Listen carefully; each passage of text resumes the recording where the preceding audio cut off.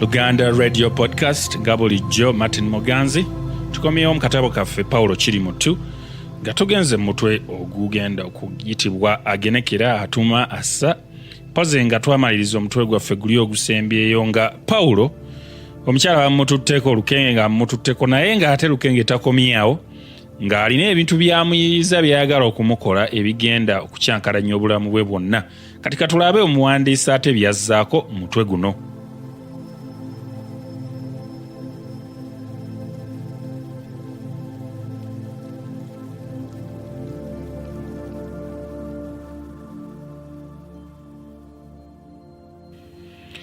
Agenekera atuma assa anti gwe mutwe gwe tuliko. Paulo teyamanya kyamubagula. Yali asoma essuula ey'okusatu ey'ekitabo ky'olubereberye mu Bayibuli era ng'atuuse ku lunyiriri kaawa we yaweera bba Adamu ku kibala, yarabira awo nga Bayibuli yagisuula eri. Ku mmeeza kwe yagisuula kwe kwali ekisumuluzo ky'emmotoka. Engalo ezagisuula zaddana bisumuluzo. Galagi yali nzigule era okutemya n'okuzibula nga musonso efuluuta. Yeno ate Paulo omuliro yalinnyako kenkanawa ng'ewenyuka, wuuyo mu sitenseni, wuuyo mu maduuka. Awo maduuka baagirabako kiwenge anti ng'embiro z'epirimpya ng'eringa empendule. Abantu bangi emmotoka baagikubiranga nduulu, abandi naddala abo baasobola okwetegereza nti ye kapyata ya Paulo ate era nga bamumanyi n'envuga ye beewuunyanga. Bwewuunya sipiidi eno kubanga Paulo ng'etteeka avuga mpola nnyo. Mpozi mu woofiisi kye baava bamukazaako erya sipiidi nnya. Emmotoka ng'ewenyuka ku kaserengeto nga kyojjoyise mu maduuka, emmotoka yasangawo nakizaalizi ng'akumakuma obwana bwe awo mu luguudo. Obwo nno musonso n'ebubunya emiwabo. Ate wammangako waaliwo nakabege eyali akutudde ku nsiko era ng'ayinaayina atambulira mu luguudo. Oyo baamutwala ennyindo yenkata. Emmotoka yagenda efufuza mu bisubi, wuuyo mu ntembo ya Nakyetengu okutuusa lwe yakoona. Kalankisi ku jjinja ne zaabika n'eryokka ewummuza obwenyi bwayo ku ggulumu eryali okumpi n'oluzzi. Liiso ddene yekka ye yamanya bwe yabikka ku Paulo obusubi. Era musajja wattu Paulo yava mu mmotoka ng'afuuse nakagatto kamu anti endala yagisala mu mmotoka. Ate n'ekkubo erikyama ewe yaliyitako kuutwe era yali akyeyongera okudduka. Baakwata mukwate ne bamuzaayo eka. Wabula bwe yatuuka eka kyazira kunzika luba wansi n'atandika kwebaza agizimba era okugenda okusisimuka ng'obudde bukedde. Ate bwe yafuluma ebweru nga musonso ye agiraba awo mu luggya, ab'ekisa baali baagimugiddeyo era mu butuufu we yazuukukira era nga n'awaka waliwo abantu bangi abazze okumusaasira. Abantu baali bangi ddala era nga bonna beewuunya omuzimu ogwatisse Paulo okuvuga endiima bw'atyo. Mu maloboozi amangi ago Paulo yagenda okuwulira nga eryannantume liyiseemu nti, ebya Paulo nga bikyali awo bannange, mulowooza nti lukenge yanaawona? Lukenge yabadde avaawa? Musajja wattu kuno yaddukako dda. Okusooka ebigambo bino tebyalina nnyo makulu eri Paulo. Yali ali ku nnaku ye, wabula yagenda okuwulira nga Ssematimba era we baali bakola mu woofiisi nga mugamba nti, maze okukulingizaako kangende ndabe ku lukenge anti baatugambye nti aliko kateetera. Awo Paulo kwe kugguka amatu so nga ate gamuwaawaala n'akebuka nti, lukenge ki? Mulwadde ki? Ani ababuulidde? Ko Ssematimba nti, tonategeera, lukenge wamukoonye. Bwe wabadde ndowooza ogezaako okuwonya embuzi nodda ebbali eyo gye wamusanze, naye tekirowoozeka nti awona. Mu butuufu aliko kikuba mukono. musajja wattu Pawulo emmeeme yatandika okumukyekera era kwe kugamba Ssematimba nti tugende ffenna, nze saategedde nti nakkonye n'omuntu bannange, kati yali atya omusajja w'abandi tafaagira tugende. Abantu abaali bazze okulaba Pawulo abamu baasigala batolotooma nti ate ono kaliddalu asunkuna ddawa, tuzze kumulaba ate atuleka wano. Yalowooza nti eka tetwaleseeyo mirimu. Abo nno be baali batategedde nti Pawulo agenze mu ddwaliro. Abaategeera abamu baatandika kumuyisaamu memwa nti ate ano nayo ki yabadde amutomera nga talaba, afe yamulya ennyama. Pawulo bwe yatuuka mu ddwaliro yasanga endiga eri ennyenju. Kwe yasookera okulaba nti ebintu si birungi waali awo ku mulyango gw'eddwaliro. Yasangawo akasajja akakuumi ne kamwamira mu Luswayiri lw'ataasobola kutegeera nti wewe wasenzi mnaenda wapi? Saya wagenyi bado fika rudi upesi. Muzajja wattu yakanda kwewozaako nti mudwaliro eriyo muganda wange naye osanga wenjogerera wano afudde. Ko nga kagenda mu maaso nga bugolo nti wewe hapana sikia Waswahili senzi. Ye mwami Ssematimba ekiseera kyonna kino yali asirikiridde, naye omanyi okusirika tebuba busiru. Ate ggwe wandiga wakuteekawo omutwe kimugaana kumanya nti wante ziraze.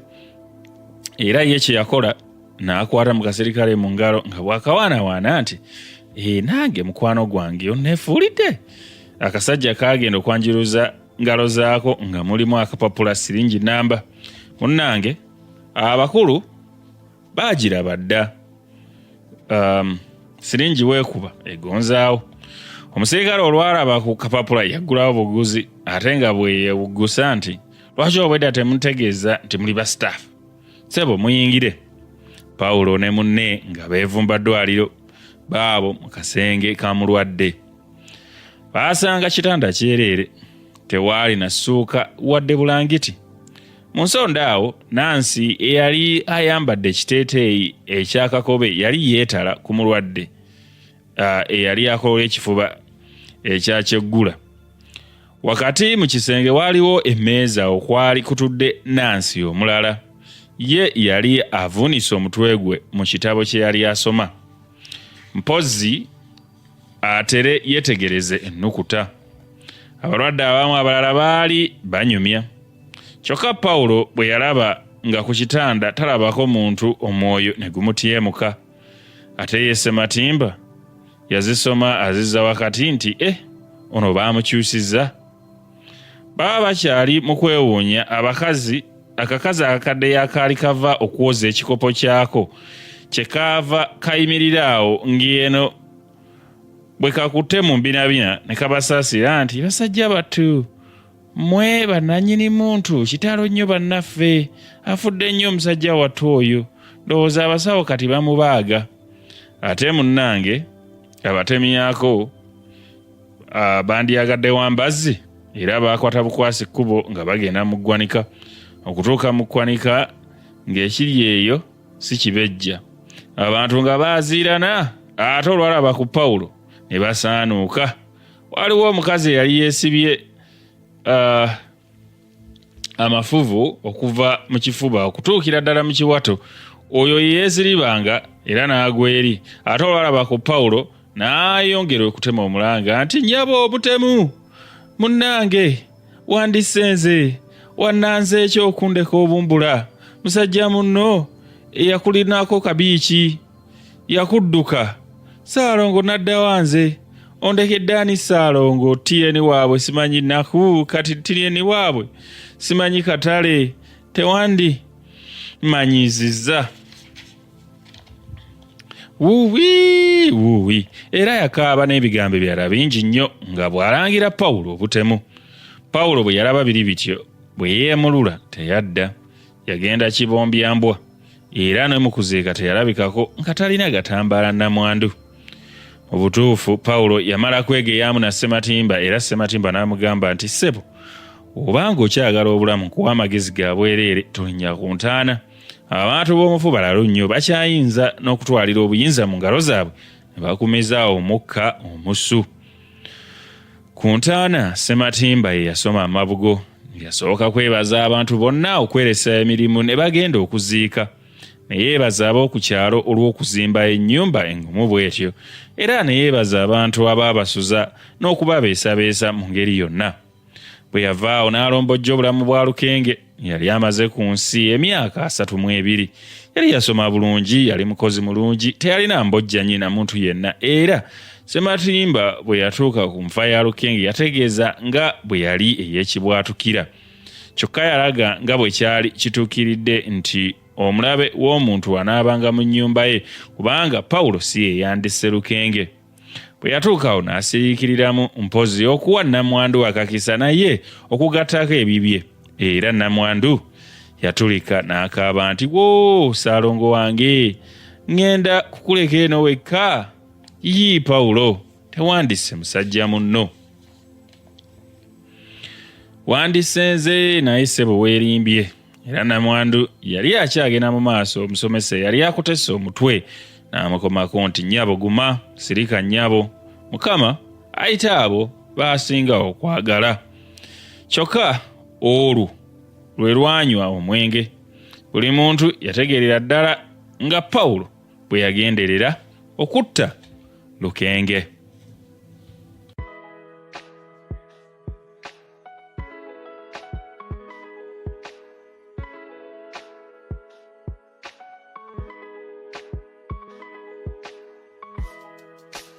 Ekyo nno kye kibadde ekitundu kyaffe oba omutwe gwaffe guno agenekera atumasa.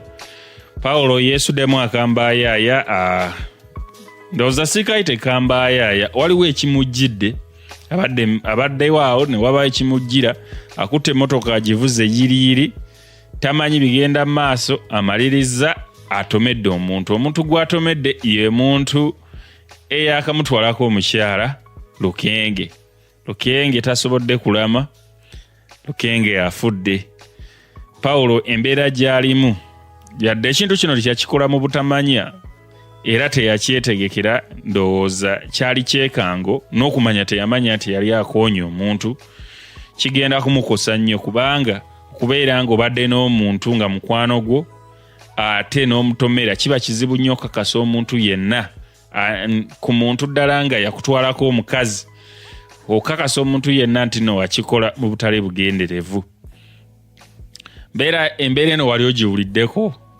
Embeera esobola okubeera mu ngeri endala, eyinza obutabeera bweti, n'obeera nga olina omuntu akulinako ensonga n'abaako ate ekimutuukako nga kibi, ne babeera nga bagenda kwekwasa ggwe.